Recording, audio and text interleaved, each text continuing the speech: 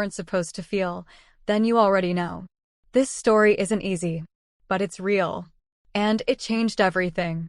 So if you're ready, if you're really ready to hear it, subscribe to Heartfelt Tales Unfold, where we unravel stories buried in silence. You won't want to miss what happens next. After that night, I found myself replaying everything in my head, not just the moment itself, but how we even got there. Because it didn't start with something scandalous. No, it started with loneliness. I'm 43 now, divorced, emotionally drained, if I'm being honest. It's not that I didn't try to hold the family together. I did, for years. But my husband, Michael, he left 3 years ago. Just packed up and walked out like all those birthdays, all those arguments, all those moments we shared as a family were nothing but static in his rearview mirror. And after he left, I didn't date. I didn't even try. I told myself it was for Ethan. That he needed stability, not a revolving door of strangers pretending to care. But deep down, if I'm really honest, I think I was just scared. Scared of being touched again. Scared of being seen. Because after Michael, I didn't feel like a woman anymore. I felt like a ghost wrapped in motherhood. Ethan became my anchor. He was 17 when Michael left. Old enough to understand, but still young enough to need me. And I clung to that, maybe too tightly. We leaned on each other. More than we should have, maybe. He'd check in on me when he got home from school. Sit beside me at dinner even when he had homework. He noticed the little things, if I was tired, if I hadn't eaten, if my eyes looked sadder than usual. It's funny. After Michael, I thought I was done being someone's everything. But then Ethan stepped in, not just as my son, but as my companion. My comfort. And as the years passed, he changed. Ethan became a man, quiet, gentle, but so present. He wasn't like the other boys his age. He was mature, thoughtful, sensitive. Sometimes he'd help me do the dishes, his hands brushing mine, and he'd smile, not like a boy smiling at his mom, but like a man seeing someone he cared about deeply. And I noticed. God help me, I noticed. I tried to ignore it. Tried to brush it off as me overthinking, or maybe just craving connection in a world where I felt so invisible. But in the quiet of our little home, this small, dimly lit house where every creak in the floorboards could be heard, and every sigh echoed, it was impossible to ignore how much we depended on each other. Our home was cozy, yes, but it held a heaviness too. The kind that settles in after too many years of secrets and silence. There were picture frames on the walls, but most of them were from years ago, before the divorce. Before everything fell apart. The curtains stayed drawn more often than not, and the air smelled faintly of vanilla candles and old memories. I'd sit by the window sometimes, watching neighbors walk by, couples holding hands, laughing, living. And I'd wonder, did they know how lucky they were to be seen? Because me? I felt like a shadow in my own life. Ethan would walk into the room and smile at me, and for a second, just a second, I'd forget that I wasn't supposed to need him like that. I'd forget I was his mother and not a woman starving for closeness. And it's not that anything happened. Not yet. But the energy changed. There were longer hugs, softer looks, unspoken things that lingered in the air like smoke after a fire. And every time I looked into his eyes, I saw something I didn't want to admit was there. Something unspoken. Something dangerous. But I didn't say anything. I didn't stop it. Because it felt good. It felt like being wanted again. And for someone who had spent years watching herself disappear into motherhood and routine, that feeling was addictive. I always believed I raised Ethan right. But that night showed me just how complicated right and wrong could become. And once you cross that line, whether you meant to or not, you don't just lose control. You lose yourself. It was a Saturday evening. One of those long, lazy weekends where time slows down just enough for the silence to creep in. Outside, rain pattered gently against the windows. Not a storm, just that steady kind of drizzle that makes you want to curl up with something or someone warm. The house felt especially quiet that night. No phone calls, no dishes in the sink, no emails left to check. Just me and Ethan, curled up on the couch. A familiar routine. An old romantic drama played on the TV. One of those classic films where love blooms slowly, tenderly, over glances and silences instead of text messages and hashtags. The kind of movie I used to dream about living in. Before reality taught me otherwise. We'd seen it before. But something about the way he sat closer this time, the way his arm brushed mine every now and then, felt different. Not intentional, not inappropriate, just charged.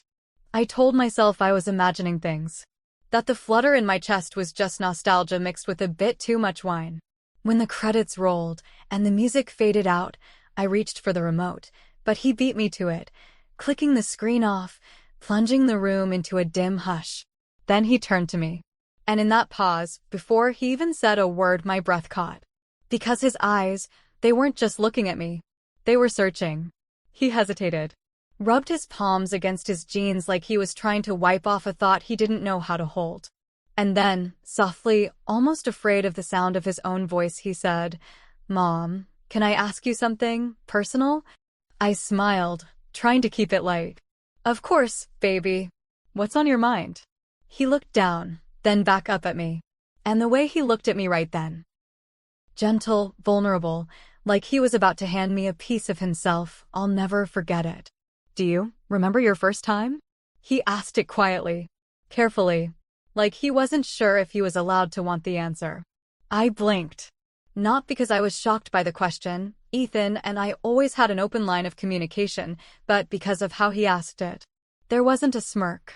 No teasing. He wasn't trying to make a joke. He was genuinely curious. And nervous. I laughed. Softly. Not because it was funny, but because I didn't know what else to do. Yeah, I said. Of course I remember. It was awkward. A little scary. I was young and unsure. And honestly, it wasn't that great. He chuckled, but it was short-lived. Then came the second wave, his voice even softer this time. "There's this girl. I think I like her. We've been texting for a while. But I've never, I don't want to mess it up." I smiled, relieved for a moment. This was safe territory. Sweet. Honest. The kind of mother-son talk I always hoped we'd have when he was little. So I sat up straighter, nodded encouragingly. "Well, it's okay to be nervous," I said. "The first time is supposed to feel scary. You just have to be gentle. Pay attention. Don't rush. Just be real." I went on for a few minutes, giving what I thought were motherly pearls of wisdom. Keep it respectful. Make sure she's ready too. Don't just think about yourself. The usual. But he wasn't listening like a teenager getting advice. He was watching me. His eyes didn't waver. His hands didn't fidget. He was locked in on my face like he was trying to memorize every word, every breath. And then he said something that made my stomach twist. "But what if the person I trust the most isn't her?" I blinked. "What do you mean?" He paused.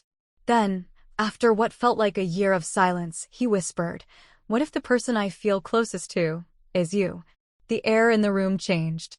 No thunder outside, no dramatic music. Just stillness. Like the world was holding its breath. I didn't speak. I couldn't. My throat was dry. My heart pounded. Was this just a slip? A sweet sentiment from a boy who adored his mom too much? Or was it something else? I tried to steer it back. "You mean, you feel safe talking to me, right?" I asked gently, almost pleading with him to say yes. To give me something safe to hold on to. He nodded. But then his eyes did that thing again, that searching gaze. And I realized he wasn't just nervous about the act. He was nervous about who he wanted it with. And that girl he mentioned? She didn't exist. At least not in the way I first thought. Because it wasn't the girl he was nervous about. It was something else. Something far more complicated. That night, I didn't sleep. I lay there in the dark, my eyes open wide, staring at the ceiling like it held the answers to questions I wasn't brave enough to ask. The house was still, too still. I could hear the wind brushing against the window glass, the soft rustle of trees, the distant hum of passing cars. And every few seconds, I could hear Ethan's bedroom door creak slightly as the draft moved through the hallway. It was like the house itself was whispering secrets I wasn't ready to hear. But it wasn't the sounds that kept me awake. It was him. His voice. His words. The way he looked at me. Like I was more than his mother. Like I was the answer to something he hadn't dared to ask out loud until now. What if the person I feel closest to is you? God. Those words kept spinning in my head like a haunting lullaby. I pulled the blanket tighter around me. It didn't help. I felt exposed, raw, confused. Not just about him, but about me. Because somewhere, buried deep beneath the shock and disbelief, there was something else. Something darker. Something I didn't want to admit. It had been years since anyone looked at me that way. Years since I felt seen. Wanted. Desired. Not just as a mother, not as someone holding everything together, but as a woman. Michael hadn't touched me for a long time, even before he left. We were roommates by the end, co-parents. Two ghosts circling the same dead marriage. And after he walked out, I stopped seeing myself that way altogether. I became Ethan's everything. His support system, his shoulder to cry on. And somewhere along the way, I buried my own needs. My own desires. But that night on that couch, Ethan didn't see a tired, middle-aged woman just trying to get by. He saw me. And worse? I saw him too. Not as my child, but as a man. I hated myself for even thinking it. He's confused, I whispered into the dark, trying to convince the silence. He's still a child, isn't he? But the way he looked at me, the calm in his voice, the certainty in his eyes. He wasn't confused. I was. And then my mind drifted. Back to a moment I had long tucked away. A memory that should have felt innocent, but now felt like a seed planted long before either of us realized. It was right after the divorce. I was crying in the kitchen, thinking Ethan had gone to bed. But he came downstairs. No words, just walked up behind me and wrapped his arms around my waist. And in the softest voice, he whispered, "You're the only woman I need, Mom." I remember how that moment had warmed me back then, how it felt like the only thread keeping me from unraveling completely. But now it felt like a thread I should have pulled loose before it knotted itself around both our hearts. I turned over in bed, pressing my face into the pillow, willing the tears not to come. How could I feel this? How could I even entertain the idea? He was my son. But also, he wasn't a little boy anymore. He was grown. He had his own thoughts, his own desires. And maybe, just maybe, I wasn't the only one feeling this strange, unspeakable shift. I didn't touch him. I didn't say anything back. But I also didn't shut the door. I didn't tell him he was wrong. I didn't scold him. I just sat there, frozen, letting his words hang in the air like a forbidden perfume I couldn't stop inhaling. And isn't that the danger? Not the act. Not the moment itself, but the silence after. The pause that lets possibility slip in like water through a crack in the wall. Because I should have ended it. I should have drawn the line right there. But I didn't. And deep down, I think I know why. I was curious. Curious about how far he'd go. Curious about how much I mattered to him. Curious about how it would feel to be loved like that again. I didn't ask for this. But I didn't stop it either. And the scariest part? A part of me didn't want to. It should have ended with that conversation. But curiosity and silence, they're dangerous companions. They tiptoe through your thoughts in the middle of the night and make space where no space should ever exist. And once the door is open, even just a crack, there's no telling what might slip through. The days that followed felt like walking across a frozen lake. The surface looked solid. Normal, even. But every step carried the threat of something cracking underneath. Nothing had technically changed between us. We still had breakfast together. Still shared our evening routine. Still talked about the news, laughed at our favorite shows, bickered about whose turn it was to take out the trash. But underneath the familiar rhythm, something was different. Unspoken, yet unmistakable. Ethan became more present. He hovered longer in doorways. His hugs lingered an extra beat. When we passed each other in the hallway, he didn't just walk by, he brushed by, fingers trailing my arm like it was an accident, but it wasn't. And when I was in the kitchen, back turned, chopping vegetables, minding my own business, I felt his eyes on me. Not glancing, not noticing, watching. I turned around once, catching him mid-stare. His gaze didn't dart away like it used to when he was a shy teenager. He held it. And for the briefest second, so did I. I told myself to stop, to say something, to pull away. But instead, I smiled, tight-lipped, nervous, pretending I didn't feel the heat crawl up the back of my neck. That night, I stood at the sink, washing dishes. The kitchen was dim except for the soft under-cabinet lights. Rain tapped the window again, familiar now, almost comforting. Almost. Ethan walked up behind me. I felt him before I saw him. The way his presence filled the room. The warmth of him standing too close. He placed a hand on my shoulder. Gentle. Steady. But he didn't pull away. Not right away. And when I turned to face him, his expression was unreadable. Vulnerable, yes. But also bold. Like he had made up his mind about something. His voice was low, careful. I've been thinking about what I said the other night. I swallowed hard. I wanted to stop him. I should have. But instead I nodded. He continued. I didn't say it to scare you. I see how you look at me sometimes. And I can't help but wonder if maybe you feel it too. I opened my mouth to protest, to tell him this was wrong, that he didn't understand what he was doing. But then he said something that shook me.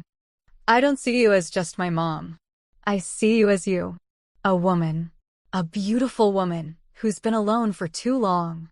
I trust you more than anyone. I don't want to learn from strangers. I want to feel safe. With someone who loves me. My heart pounded so hard I could hear it. I stepped back, finally, tried to laugh it off. Ethan, you're confused. You're young. You don't really know what you're saying. He shook his head. I know exactly what I'm saying. And the scariest part? He did. There was no doubt in his eyes. No hesitation in his voice. Only honesty. And longing. And a kind of pain I recognized all too well. Because I'd felt it too. That ache to be understood. Touched. Seen. Not as a title. Not as a role. But as a person. Still, I told him he was being inappropriate. That I couldn't have this conversation with him. That he was my son. But when he reached out and took my hand, I didn't pull away. Not right away. I let his fingers wrap around mine. Let the heat of his skin seep into my palm like an old memory I didn't want to forget. He looked into my eyes, so deeply, so earnestly, and asked, just, teach me. Please. I trust you. I felt a tear roll down my cheek. I should have screamed. I should have said no. But all I did was close my eyes. It happened quietly. There was no loud declaration, no storm of passion or rage. Just stillness. A kind of stillness that only comes before everything changes. The bedroom was dim. Only the hallway light crept in through the crack in the door, painting a soft orange line across the floorboards. I was sitting at the edge of the bed, knees drawn up close, arms wrapped around myself like armor that no longer worked. My heart was pounding. Not fast. Just steady. Heavy. Each beat a warning I refused to hear. And then I heard his footsteps. Slow. Careful. Like he wasn't sure if he should be walking toward me at all. He appeared in the doorway, his shadow stretching across the room before he stepped into the soft glow of the hallway light. Ethan. He looked different. Still my son. Still the boy I raised. But also, somehow not. There was a tremble in his hands, but not in his eyes. He wasn't rushing. He was just standing there, waiting for permission to exist in this space with me. We didn't speak right away. The silence between us was thick, alive. Not awkward, not forced. Just full. Like both of us already knew what the words would be, and neither of us wanted to say them first. Finally, I whispered, "You shouldn't be here." He nodded, but he didn't leave. I looked down at my hands, dry, tired, worn from years of cooking meals, folding laundry, wiping tears. Hands that had been used for mothering. Not for this. And still, I didn't move. I heard him step closer. Just once. And then stop again. Another long pause. Then, softly, I'm scared too. That broke something in me. Because he wasn't bold anymore. He wasn't daring. He was afraid. Just like me. I looked up at him. Really looked. This wasn't a game. It wasn't lust or rebellion. It was longing. His eyes were pleading, not for touch, but for connection. And then I said it. Words I never thought I'd speak. If we do this, we can never go back. The weight of those words hung in the air like smoke. Thick. Suffocating. He took one more step. Reached for my hand. I should have pulled away. But I didn't. His fingers brushed against mine, and I let them stay there. We sat in the quiet for what felt like hours. Hands together. Breaths shallow. No more words. Because there was nothing left to say. When our lips touched, it wasn't fire. It was grief. Grief for the years lost. Grief for the roles we were about to shatter. Grief for the mother and son we'd once been. His touch was gentle, careful, and devastating. I didn't feel shame in that moment. Only sorrow. And something else I hadn't felt in years. Presence. Not fantasy. Not escape. Just two souls, starved. Finding something forbidden in a space that had grown too quiet for too long. Fade to black. Just soft breathing. The kind that trembles between want and regret. And then a sound. A quiet sob. Mine.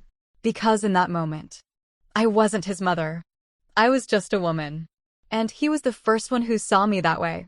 After years of being invisible. The light was different. No more orange hallway glow. Just the pale gray of dawn spilling through the curtains. I reached for the other side of the bed. It was cold. Empty. I sat up slowly, heart heavy with the weight of everything unspoken. The room was too quiet. Even the birds outside seemed to hold back their songs. I slipped out of bed, pulling on my robe, still numb from what had happened. I walked down the hall, calling his name softly, Ethan. No answer. I checked his room. The door was ajar. The bed neatly made. His backpack was gone. No note. No sound. Just absence. He was gone.